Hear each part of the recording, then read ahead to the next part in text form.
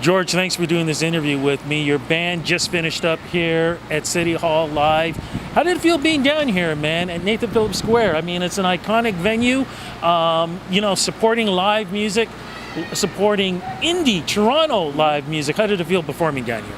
Oh, it felt great. Just playing in front of this building alone and all the great people of Toronto was great. Like we love our city, and it's just an amazing place. So many bands have played here. It's just great to be part of that group of artists. Okay, what's killing me right now is, man, you're talking like, you're really quiet and everything else. You guys were loud.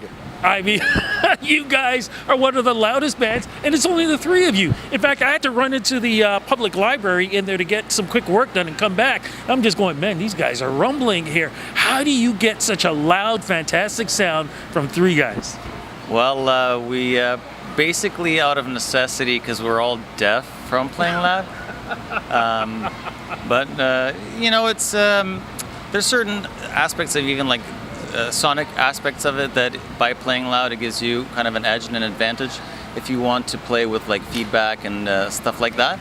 I like to play with that and get different tones, so that's why we play loud, and that's what works for us, and we like to play loud. It worked for the audience, definitely, man. Look, I got to ask you how this whole thing came together. I know there's a brother involved and a good buddy. Yes, so we started this project a few years ago, many years ago, but with the name Social Hysteria, we've been playing since 2015. Many songs written. I started this with my brother. He couldn't be here today, unfortunately, so we had our buddy Dean fill in. My drummer is actually my cousin through my wife, Andrew. And keeping it all in the family. So yeah, it was something that we all put together, and the name, my brother came up with the name, and we thought it was great. So yeah, that's how it came about, and here we are 3 years later. One of the cool things in watching your performance and hearing some of the stories was you talked about one of the songs, and it's always about giving back, man. And one of them was, and I'm trying to remember, it was about giving back women's shelter. Yes. So what's the song, and how did this all come about, man? So the song is called Skewed Overrule. I did say women's shelter, but that was a mistake that I made. It's the Assaulted Women's Helpline. Okay. So we promised that we would give a donation of a percentage of radio airplay and sales of the song to the women's helpline. Which is great. And which is great, but the topic of the song itself and the way it came about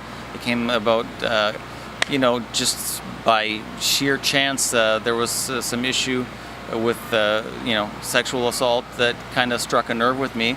And, it involved a good friend of mine, Care. We weren't friends at the time, but, I did follow her because I've always thought of her as, personally, and many of my friends can attest to this, I've always said that she's one of my favorite songwriters ever, even before even knowing her or anything.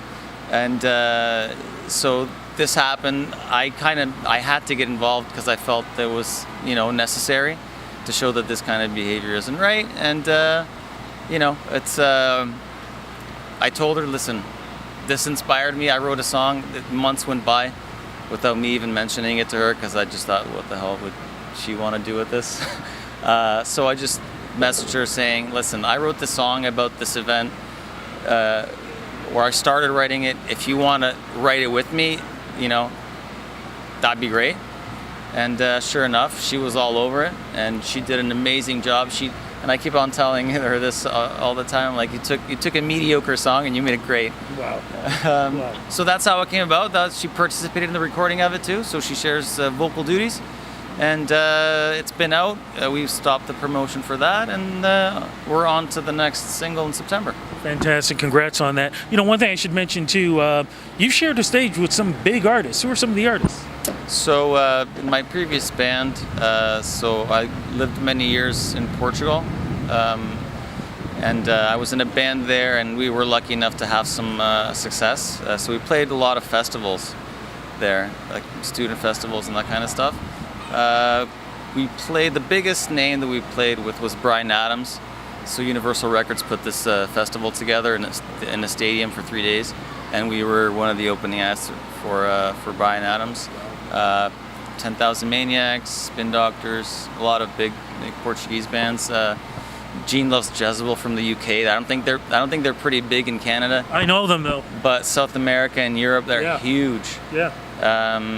You know, it's, when you start playing festivals, you start to get associated with a lot of names. I can't remember them all, but it's been a pretty awesome adventure so far. 2 singles were happening right now too. What are they? So Close My Eyes, it was the first. Launched September of 2017. Launched January 2018 was Skewed Overrule. September, I believe the 4th or the 5th, we will be releasing Don't Ask, Don't Tell, which is also a politically charged song. The name itself kind of tells you what it's about. If you're familiar with 90s politics and the military, you know, it was a long time ago, but there's still a lot of issues when it comes to you know, gay rights and that kind of stuff. Absolutely, man. And you got a mascot. You got another member of the band too. Yes. So yeah, that's what you saw there is a little puppet that we thought would be a great idea because we're really shy guys. I was, you know, I don't really like to participate in videos, not because I think we're too good for them. We're just really shy guys and we get really awkward when it comes to stuff like that. So I was like, if we could replace it with like puppets or something. Ding, like that's what we'll do. So the next video that will also be released in September for Don't Ask, Don't Tell. The main characters. We will have some live, you know, appearances and some cameos, if you can call it that, by ourselves. But the main characters are going to be a band of puppets. Any chance that an EP and album can be put together? These days, you really don't have to do that. You can just pop up singles after singles. But is an EP and album going to be in the future? So, through all my, I don't know if you can call it a career, but anyway. I'll call it career. Yeah, so we've released many EPs in every band that I've been in. EPs, you know, and I think we're more in a single era. So that's what we've been doing lately. I'm not going to rule out the EP because even for this next release, we wanted to do a single, but we might actually release an EP for Don't Ask, Don't Tell. All right, thank you so much for that. You mentioned before too, there could be a show coming up in the future. Yes, so most definitely. We're always looking to play shows here in Toronto. Playing one in Barrie in a couple weeks. Planning potentially a mini tour across Southern Ontario and Montreal. And I'm going to say we're 95% sure that we will be playing a show here in Toronto. You know, in one of the venues that we usually play at, which, you know, could be anywhere from Cherry Colas to the Bovine to anywhere. All right. Social media wise, where do we go to follow you, my friend? Social media wise, well, we have our official webpage, which is socialhysteria.ca. We have Twitter, Instagram, and Facebook. For the Facebook, it's very simple. It's just Social Hysteria. You will find us immediately. Oh yeah. Instagram, same thing. It's just Instagram.com/socialhysteria.